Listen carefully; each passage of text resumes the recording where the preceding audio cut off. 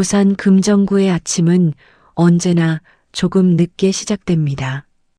골목 어기 분식집 굴뚝에서 기름 냄새가 피어오르고 등산복 차림의 어르신들이 삼삼오오 가는 그 시간에 저는 오늘도 작은 거실 한켠에 카메라 삼각대를 세우고 있었습니다.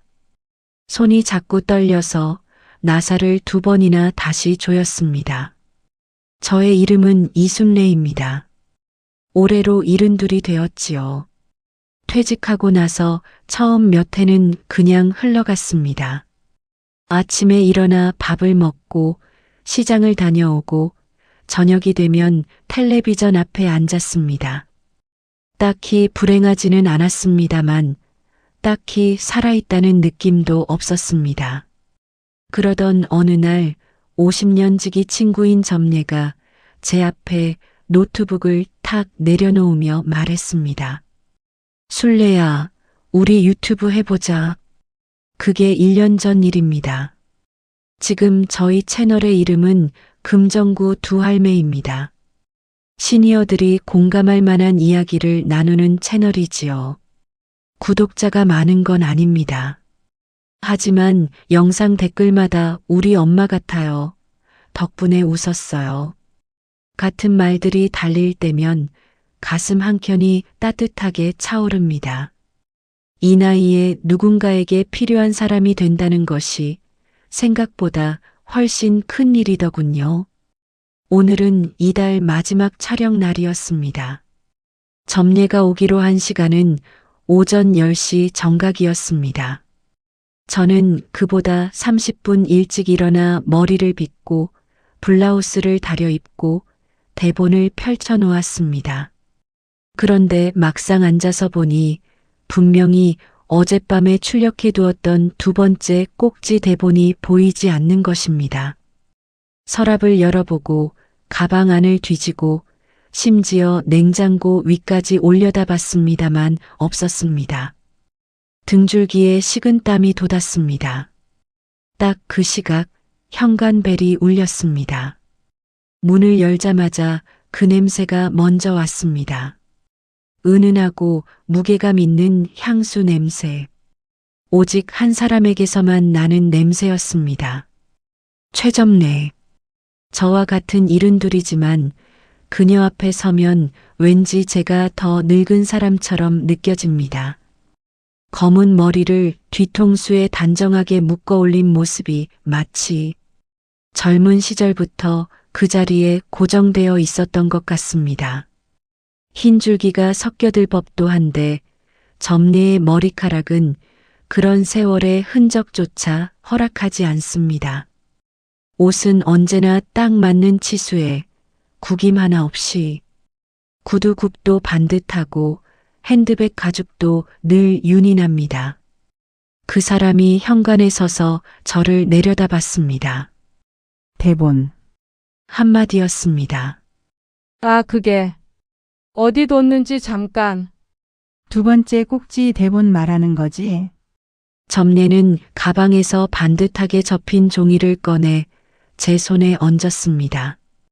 제가 카카오톡으로 보내뒀던 파일을 자기가 따로 출력해 온 것이었습니다. 너 또 어젯밤에 탁자 위에 올려두고 잠든 거잖아. 고양이가 밀었겠지.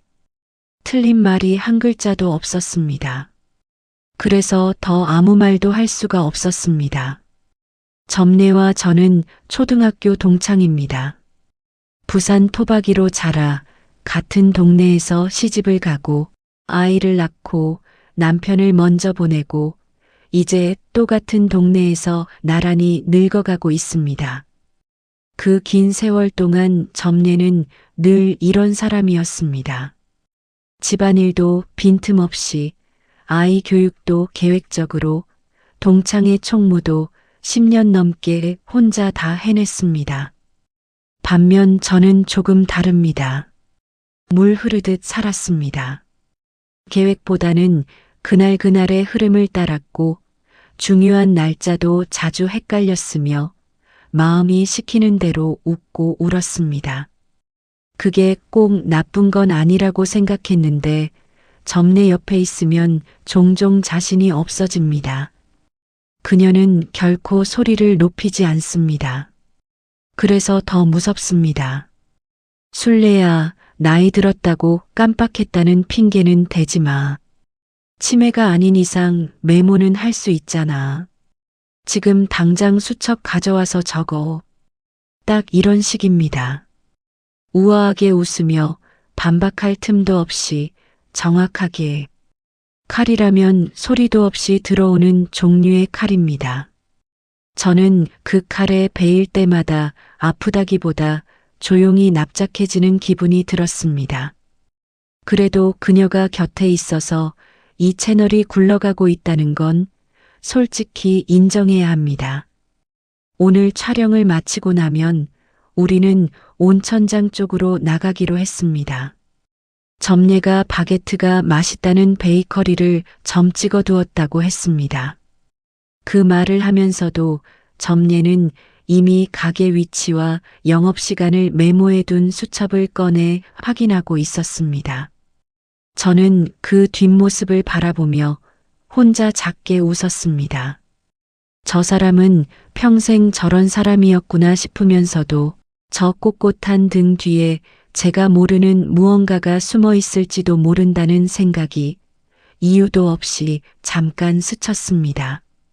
물론 그 생각은 금방 지나갔습니다. 그날 오후에 어떤 일이 기다리고 있는지 그때의 저는 전혀 몰랐으니까요. 촬영이 끝난 건 오후 2시 가까이였습니다.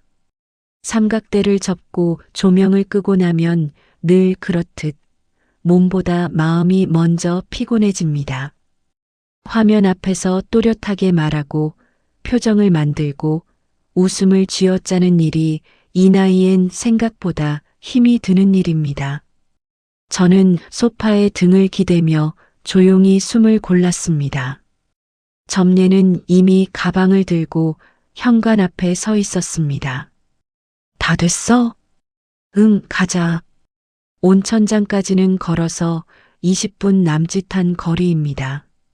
점례는 미리 검색해둔 길을 따라 앞서 걸었고 저는 그 옆에서 반걸음 뒤처지며 따라갔습니다. 11월의 오후 햇살이 낮게 깔려서 골목 담벼락에 우리 두 그림자가 길게 드리워졌습니다. 바게트로 유명하다는 그 빵집은 온천장 큰 길에서 한 골목 안쪽으로 들어간 자리에 있었습니다. 간판은 작았지만 문을 열기도 전에 구수한 밀가루 냄새가 먼저 코끝을 건드렸습니다. 오래된 벽돌 건물의 나무 선반, 유리 진열대 안에 색깔도 크기도 제각각인 빵들이 가지런히 놓여 있었습니다. 평일 오후인데도 안은 꽤 붐볐습니다. 손님의 반은 젊은 사람들이었고 반은 저희처럼 동네 어르신들이었습니다. 저는 진열대 앞에서 잠시 발길이 멈췄습니다. 크림이 듬뿍 올라간 단팥빵이 눈에 들어왔기 때문입니다. 점례는 분명 저런 건 열량 덩어리라며 눈도 주지 않을 것이었습니다. 살짝 눈치를 봤더니 그녀는 이미 바게트 진열대 앞에서 빵을 살피고 있었습니다. 저는 조용히 단팥빵 쪽으로 한 발짝 옮겼습니다. 그때였습니다. 쨍그랑. 유리 부딪히는 소리가 아니었습니다. 금속 쟁반이 타일 바닥에 내동댕이 쳐지는 소리였습니다. 저도 모르게 어깨가 움츠러들었습니다. 계산대 쪽을 돌아봤습니다. 30살 안팎으로 보이는 남자가 계산대 앞에 서 있었습니다. 위아래로 한눈에도 비싸 보이는 옷을 걸쳤고 손목에는 묵직한 시계가 빛을 튀기고 있었습니다. 그 남자 발치에는 방금 바닥으로 떨어진 쟁반이 뒹굴고 있었고 그 앞에 20살도 채 안 돼 보이는 아르바이트생 여자아이가 굳은 얼굴로 서 있었습니다. 야, 내가 분명히 통밀 바게트 달라고 했잖아. 이게 통밀로 보여? 어? 눈이 있으면 좀 제대로 봐. 아이는 입술을 꾹 깨물었습니다. 눈시울이 붉어지고 있었습니다. 죄송합니다. 제가 잘못 담은 것 같아서요. 바로 바꿔. 지금 말 됐고야. 내가 누군지 알아? 어디서 감히 손님한테. 목소리가 점점 높아졌습니다. 가게 안에 있던 손님들이 하나둘 시선을 돌렸다가 다시 슬며시 딴 곳을 보기 시작했습니다. 누구도 선뜻 나서지 않았습니다. 저도 마찬가지였습니다. 심장이 쿵 내려앉았습니다. 평생 그랬습니다. 목소리 큰 사람 앞에서 저는 늘 작아졌습니다. 옳고 그름을 떠나 저런 기세 앞에 서면 다리부터 풀렸습니다. 남과 얼굴을 붉히는 일이 무서웠고 그보다 더 무서운 건 나서다가 도리어 제가 봉변을 당하는 상황이었습니다. 괜히 끼어들었다가 역정만 맞고 끝나는 일을 살면서 한두 번 겪은 게 아니었으니까요. 저는 점례의 팔소매를 조심스럽게 잡아당겼습니다. 점례야. 우리 그냥 나가자. 빵은 다음에 와서 사면 되잖아. 목소리가 평소보다 낮아져 있었습니다. 눈으로는 문 쪽을 가리켰습니다. 점례는 대답이 없었습니다. 저는 다시 한번 소매를 당겼습니다. 사람들도 다 피하잖아. 저런 사람이랑 엮이면 우리만 힘들어. 그냥 순례야. 짧게 그러나 또렷하게 제 이름을 불렀습니다. 점례가 제 손을 가볍게 걷어냈습니다. 힘이 들어간 것도 아닌데 그 손이 어찌나 단호하게 느껴지던지 저는 손을 걷어들이며 그대로 굳어버렸습니다. 점례는 가방 끈을 고쳐 쥐었습니다. 검은 머리 한 올 흐트러지지 않은 채 꼿꼿한 등을 세우며 계산대 쪽으로 걸음을 옮기기 시작했습니다. 저는 그 자리에서 한 발짝도 떼지 못했습니다. 점례가 두 번째 걸음을 내딛는 사이 남자의 고함은 한 번 더 가게 안을 울렸습니다. 아르바이트생 아이는 이미 눈물을 참는 것도 한계인 듯 입술이 파르르 떨리고 있었습니다.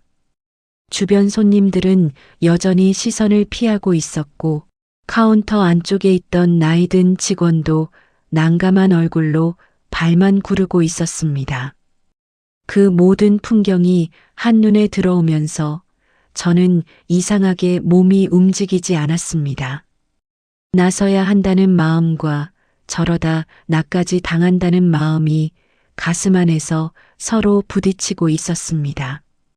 50년을 살면서 다져진 회피의 본능이 이번에도 어김없이 먼저 작동하고 있었습니다.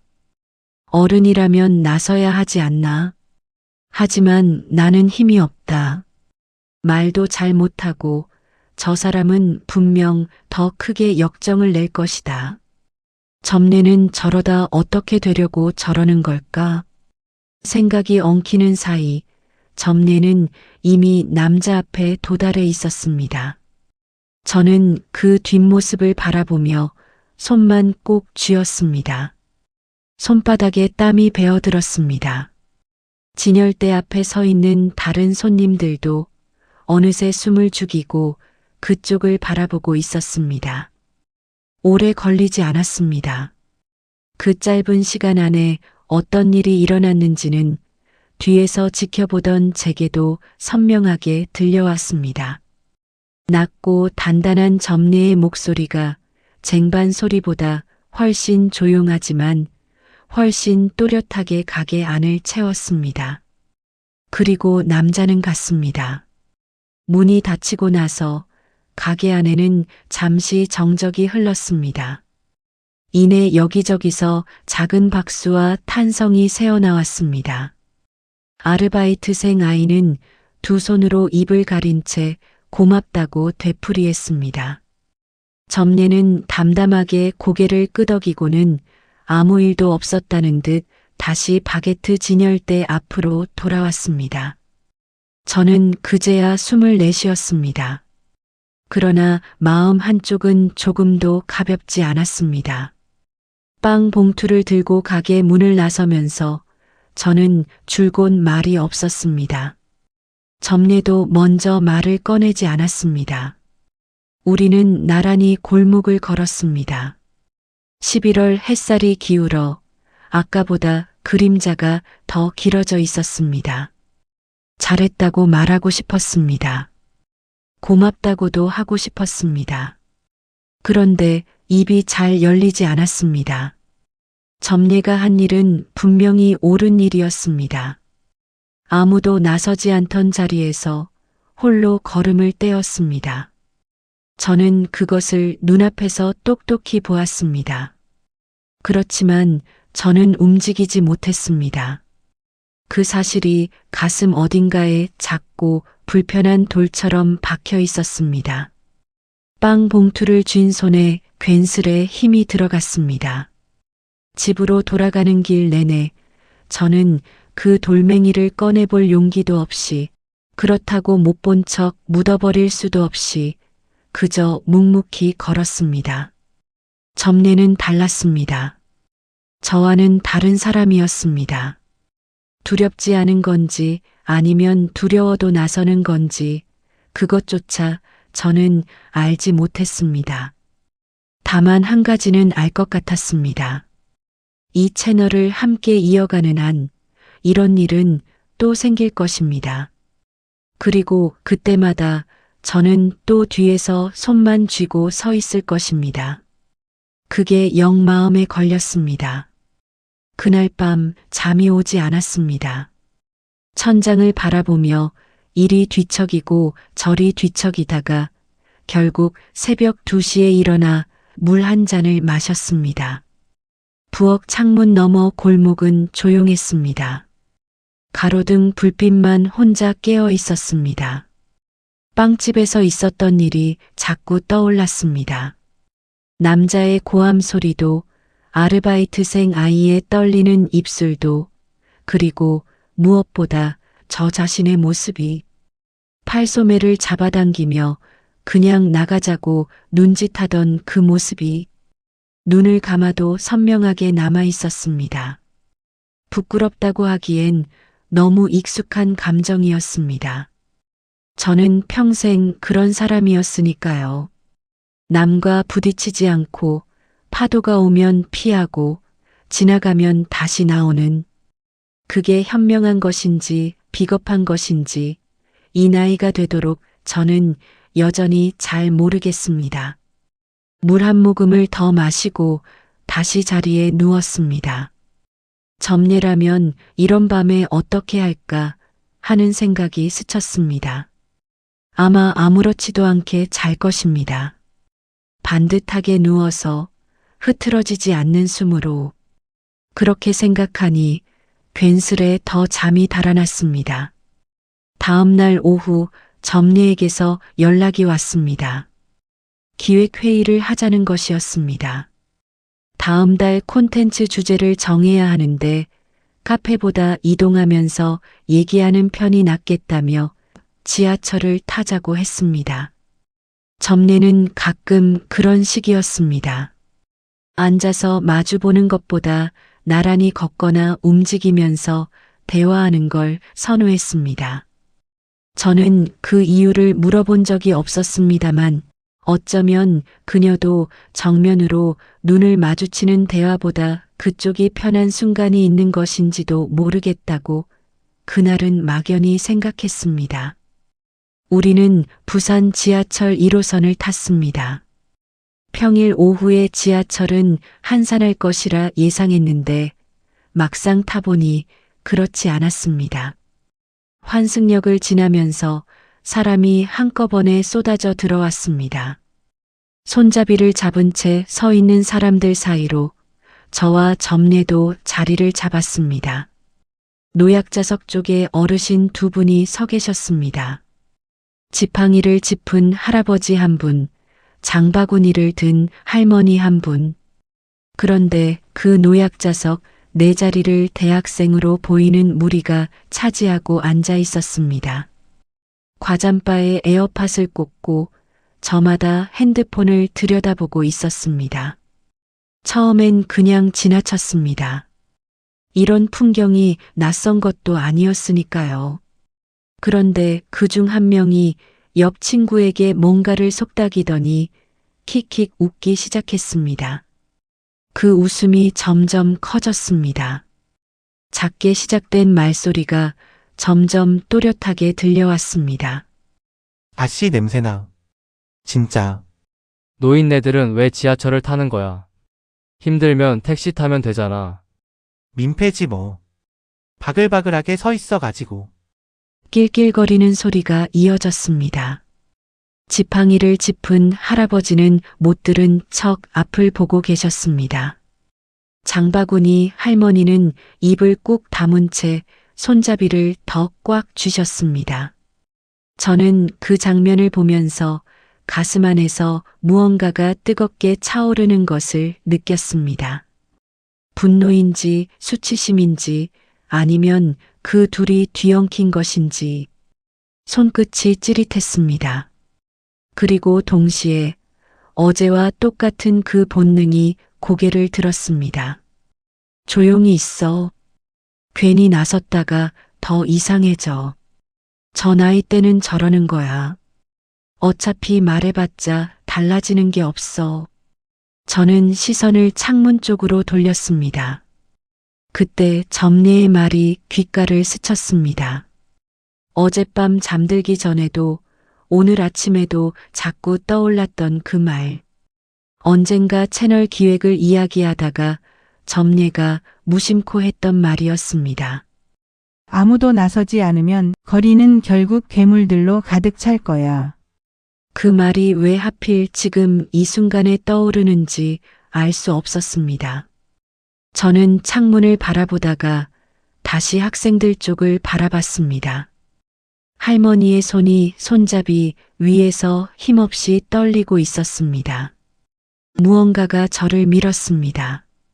스스로도 놀랄 만큼 갑작스러웠습니다. 발이 먼저 움직였고 입이 그 뒤를 따랐습니다. 목소리가 제 귀에도 낯설 만큼 떨렸습니다. 학생들, 말이 너무 심하잖아. 지하철 안이 순간 조용해졌습니다. 몇 사람이 이쪽을 돌아봤습니다. 학생들도 핸드폰에서 눈을 들었습니다. 그중 덩치가 가장 큰 남학생이 귀에서 에어팟을 빼더니 느릿하게 일어섰습니다. 뭐라고요? 비웃는 것인지 묻는 것인지 모를 말투였습니다. 발 하나를 앞으로 내디디며 저를 내려다봤습니다. 키가 한 뼘은 더 큰 것 같았습니다. 할머니, 지금 저한테 뭐라고 하신 거예요? 저는 말이 막혔습니다. 목구멍에서 다음 말이 나오질 않았습니다. 다리가 떨렸습니다. 어제 빵집에서 뒷걸음질 치던 제가 다시 제 안에서 살아났습니다. 남학생이 한 발 더 다가왔습니다. 그 손이 제 어깨 쪽으로 향하려는 순간이었습니다. 밀어봐. 낮고 서늘한 목소리가 그 사이를 갈랐습니다. 점례였습니다. 어느새 제 앞에 서 있었습니다. 가방 끈을 짧게 쥔 손이 핸드폰을 들어 올리고 있었습니다. 카메라였습니다. 이미 화면이 켜져 있었습니다. 쳐보라고. 내들 입고 있는 과잠바, 우호대학교 마크 선명하게 잘 찍히고 있으니까. 목소리는 조용했습니다. 그런데 그 조용함이 고함보다 더 무거웠습니다. 어디 감히 어른 몸에 손을 대? 당장 내일 너희 학교 커뮤니티랑 경찰서에 이 영상 뿌려줄 테니까 7배짱 없으면 다음 역에서 기어나가. 남학생의 얼굴이 굳었습니다. 뒤에 앉아있던 친구들이 서로 눈치를 봤습니다. 핸드폰 카메라가 흔들리지 않고 그들을 향하고 있었습니다. 다음 역 안내 방송이 흘러나왔습니다. 학생들은 아무 말 없이 일어났습니다. 욕설 한마디를 삼키는 것이 표정에 역력했지만 결국 문이 열리자 우르르 내렸습니다. 문이 닫히고 지하철이 다시 움직이기 시작했습니다. 지팡이를 짚은 할아버지가 작게 고맙소. 하셨습니다. 할머니는 말없이 고개를 꾸벅이셨습니다. 저는 점례의 등 뒤에서 그 모든 것을 보고 있었습니다. 안도의 숨이 저절로 새어나왔습니다. 다리에 힘이 풀렸습니다. 손잡이를 더 세게 잡았습니다. 심장이 아직도 빠르게 뛰고 있었습니다. 저는 뒤를 돌아보려는 점례에게 말을 꺼내려 했습니다. 고맙다고, 또 내가 나서줬다고. 그런데 그 말이 목까지 올라오다가 그대로 멈췄습니다. 점례의 손이 보였기 때문입니다. 핸드폰을 가방에 집어넣으려는 그 손이 미세하게 떨리고 있었습니다. 아주 조금이었습니다. 모르는 사람이었다면 그냥 지나쳤을 만큼. 하지만 50년을 함께한 저는 알아챌 수 있었습니다. 저는 아무 말도 하지 못했습니다. 점례는 가방 끈을 고쳐쥐고 단정하게 묶인 검은 머리를 한번 매만졌습니다. 그리고 창문 밖을 바라봤습니다. 다음 달 콘텐츠 주제 어디까지 얘기했더라. 아무 일도 없었다는 듯한 말투였습니다. 저는 그 옆 얼굴을 잠시 바라봤습니다. 두렵지 않아서가 아닐 것입니다. 저도 두렵고 점례도 두렵습니다. 다만 한 사람은 그 두려움을 이유로 삼고 한 사람은 그 두려움을 삼킵니다. 그 차이가 어디서 오는 것인지 저는 아직 모릅니다. 하지만 오늘 저는 한번 발을 내딛었습니다. 떨리는 목소리였고 제대로 된 말도 못했고 결국 또 점례가 마무리를 지었지만 그래도 이번엔 뒷걸음질 치지 않았습니다. 그 한 발짝이 어떤 의미인지 아직 잘 모르겠습니다. 지하철이 다음 역을 향해 달렸습니다.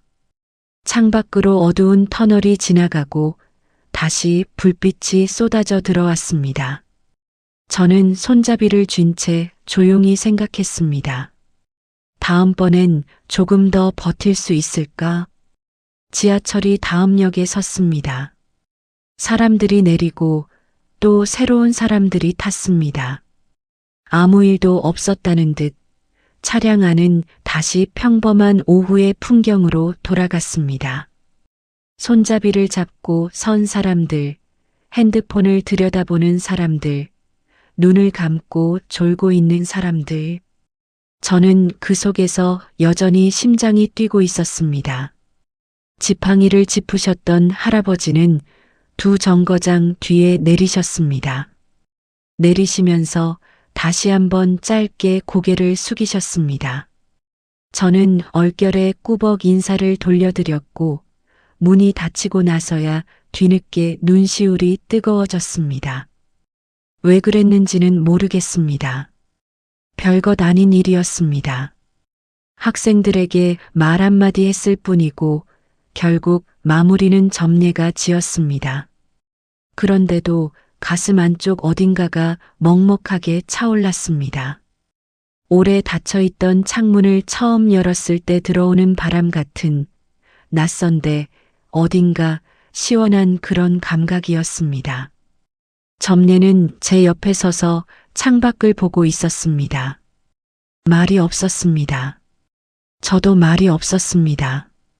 우리는 한동안 그렇게 나란히 달리는 지하철 안에서 각자의 침묵을 갖고 있었습니다.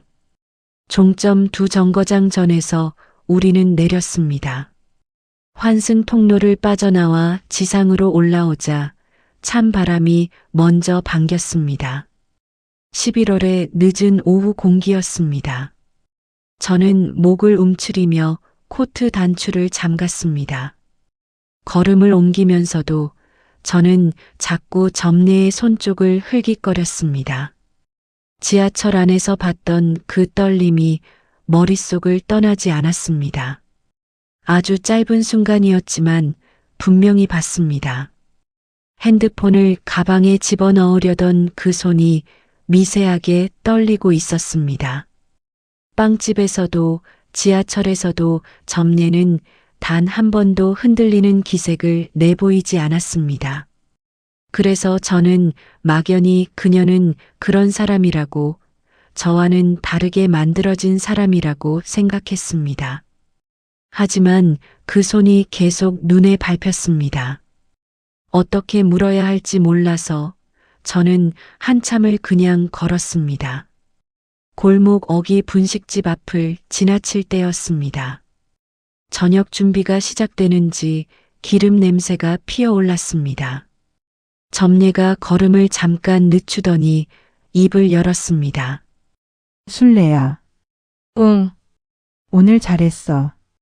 짧은 말이었습니다. 목소리도 평소와 다르지 않았습니다.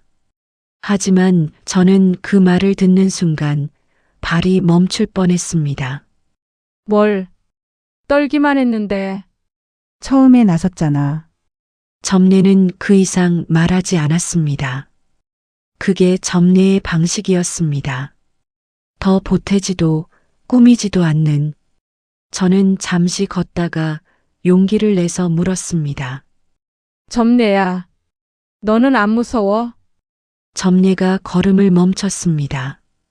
저도 멈췄습니다. 마주보게 되었습니다. 저녁 햇살이 기울어 점례의 얼굴 한쪽에 걸쳐 있었습니다. 뭐가? 저런 사람들 앞에 설 때 나는 다리가 풀리는데 너는 하나도 그런 것 같지 않잖아. 점례는 잠시 아무 말도 하지 않았습니다. 그러더니 시선을 살짝 내리깔며 가방 끈을 고쳐 쥐었습니다. 단정하게 묶인 검은 머리를 한번 매만졌습니다. 평소와 다르지 않은 동작이었는데 그 순간은 어딘지 달라 보였습니다. 지하철 에어컨 바람이 참 독하네. 그게 대답이었습니다. 저는 그 말의 뜻을 금방 알아들었습니다. 집에 돌아온 건 저녁 7시가 조금 넘어서였습니다. 코트를 벗어걸고 부엌에서 물을 끓이면서 저는 오늘 하루를 조용히 되짚었습니다. 점례의 손이 떨리고 있었습니다. 그 사실이 자꾸 마음속을 맴돌았습니다. 두렵지 않은 게 아니었습니다. 그녀도 무서웠습니다. 빵집에서도 지하철에서도 뼈저리게 다리가 후들거렸을 것입니다. 그러면서도 걸음을 뗐습니다. 억울한 사람 앞에서 그리고 제 옆에서 두려움을 삼키면서 그 차갑고 단단한 목소리를 쥐고 있었던 것입니다. 저는 그것을 감정이 없는 사람이라고 읽고 있었습니다. 틀렸습니다. 점례는 저보다 더 무서웠던 것인지도 모릅니다. 다만 그 무서움을 다른 방향으로 쓸 줄 알았을 뿐입니다. 물이 끓었습니다. 저는 컵에 따르면서 오래 품고 있던 생각 하나를 조용히 내려놓았습니다. 점례에 대한 두려움이었습니다. 그 완벽한 외양이, 빈틈없는 말이, 흔들리지 않는 눈빛이 저를 작아지게 만든다고 생각했습니다. 그런데 지금 이 순간 선명하게 보였습니다. 그 차가운 칼날 같은 것들이 사실은 두려움을 이기기 위해 점례가 평생 갈고 닦아온 것이라는 사실이, 나쁜 일을 모른 척하지 않기 위해, 억울한 사람 곁에 서기 위해, 그리고 어쩌면 저 같은 사람을 지키기 위해.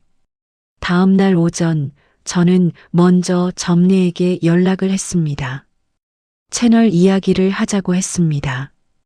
점례는 두말 없이 오겠다고 했습니다. 마주 앉아 노트북을 켜고 다음 달 영상 계획을 이야기하기 시작했습니다. 저는 메모장을 꺼내 놓았습니다. 점례는 그것을 보더니 아무 말도 하지 않았습니다. 다만 입꼬리가 아주 조금 올라갔습니다. 회의를 하다가 제가 먼저 말을 꺼냈습니다. 점례야. 나 앞으로 더 잘할게. 뭘? 나서는 거. 그냥 피하지 말고. 점례는 펜 뚜껑을 닫으며 잠시 저를 바라봤습니다. 어제 이미 했잖아. 제대로 못했어. 처음부터 제대로 하는 사람이 어디 있어. 그것으로 끝이었습니다.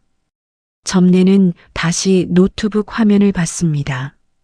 저도 메모장을 봤습니다. 하지만 가슴 안이 달랐습니다. 우리는 그날 2시간 가까이 이야기했습니다. 콘텐츠 방향, 촬영 일정, 다루고 싶은 주제들. 저는 평소보다 더 많이 말했고, 점례는 평소보다 조금 더 들었습니다. 그것이 크게 달라진 것처럼 보이지 않을 수도 있습니다. 하지만 저는 알았습니다. 무언가가 조금 바뀌었습니다. 헤어지기 전 현관에서 점례가 코트를 입으며 말했습니다. 우리 채널 있잖아. 응. 계속하자. 오래. 저는 고개를 끄덕였습니다. 단순한 말이었습니다. 그런데 이상하게 그 말이 가장 크게 들렸습니다. 문이 닫히고 나서 저는 거실 소파에 앉아 잠시 멍하니 있었습니다. 창밖으로 오후 햇살이 들어오고 있었습니다. 골목에서 아이들 목소리가 작게 들려왔습니다.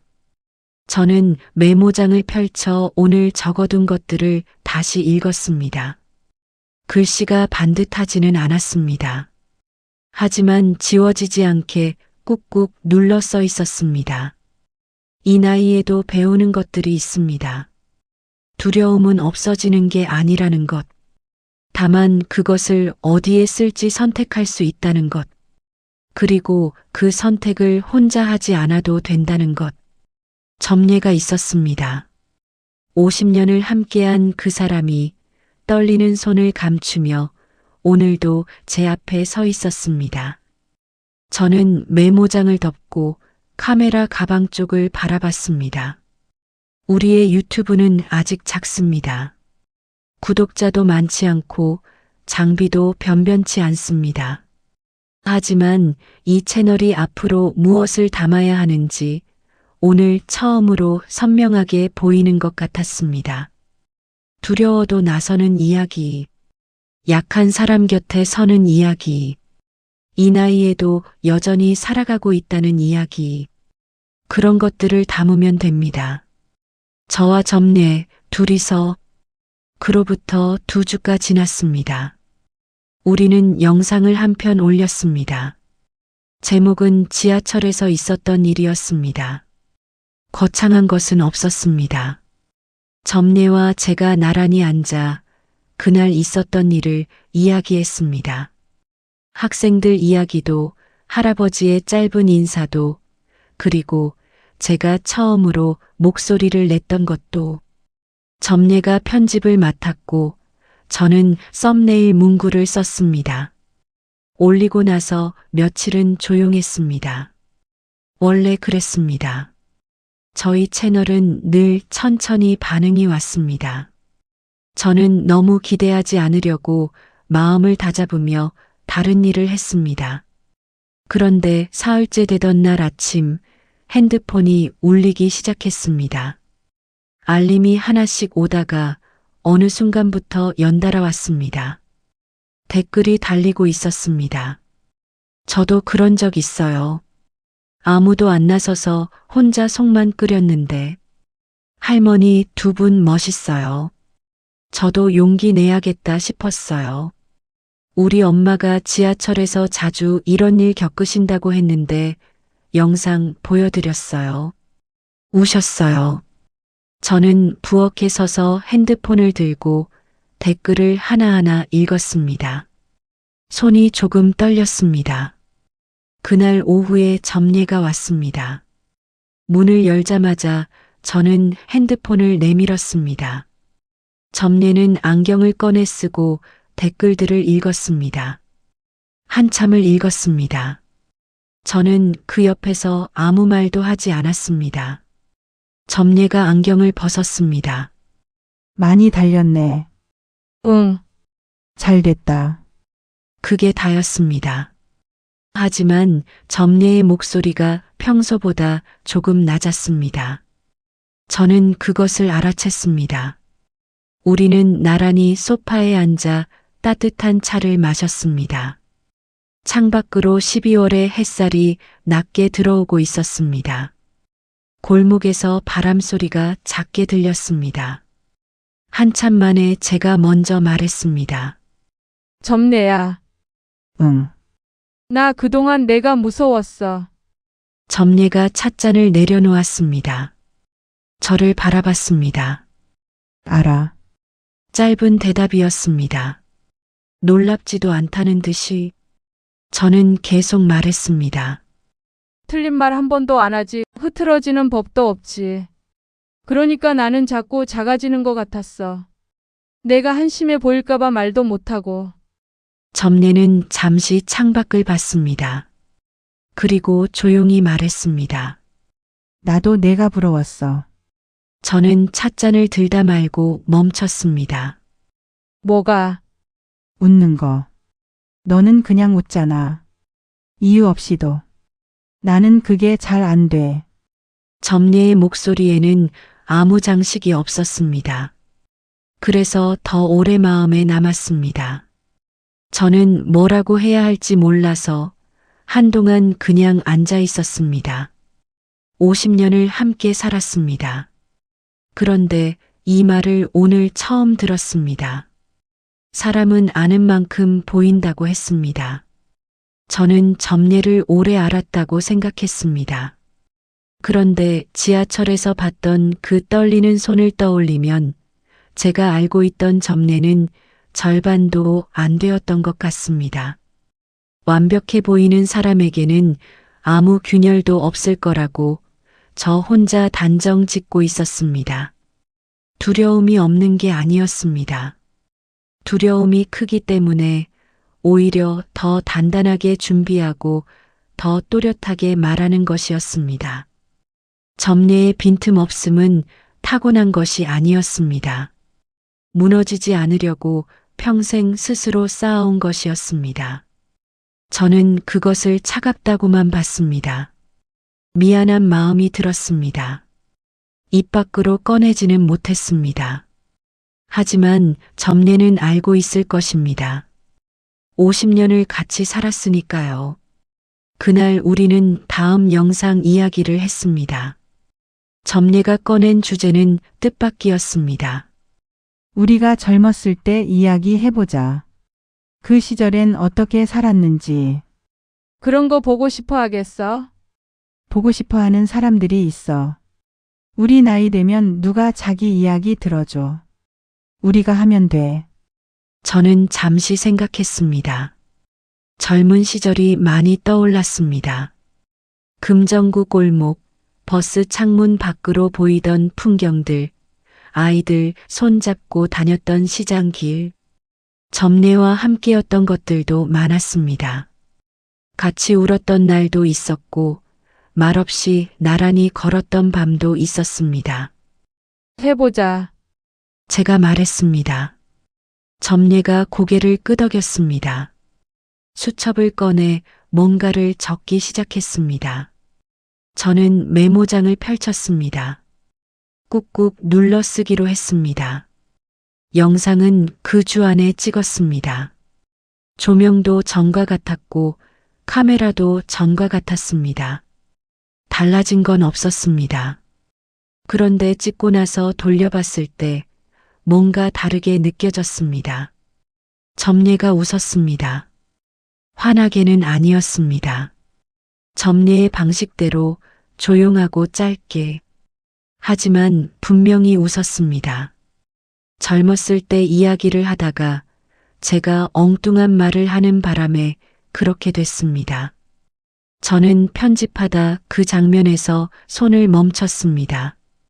그 웃음을 자르지 않았습니다. 영상에 그대로 남겨뒀습니다. 댓글에 그 장면 이야기가 많았습니다. 두 분 보고 있으면 마음이 따뜻해진다는 말이 여러 번 나왔습니다. 저는 그 댓글들을 읽으면서 이 채널이 무엇을 해야 하는지 다시 한번 확인했습니다. 화려할 필요가 없었습니다. 젊을 필요도 없었습니다. 우리가 살아온 것들을 있는 그대로 내보이면 됐습니다. 12월 마지막 주의 촬영 날이었습니다. 점례가 오기로 한 시간에 딱 맞게 벨이 울렸습니다. 문을 열었더니 평소와 같은 모습이었습니다.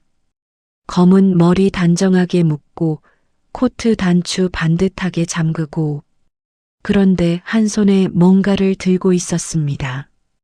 작은 종이 쇼핑백이었습니다. 안에 빵이 들어 있었습니다. 온천장 그 베이커리 것이었습니다.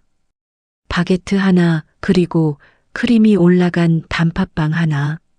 저는 단팥빵을 보고 웃음이 났습니다. 이거 열량 덩어리 아니었어? 가끔은 괜찮아. 점례가 들어오며 코트를 벗었습니다.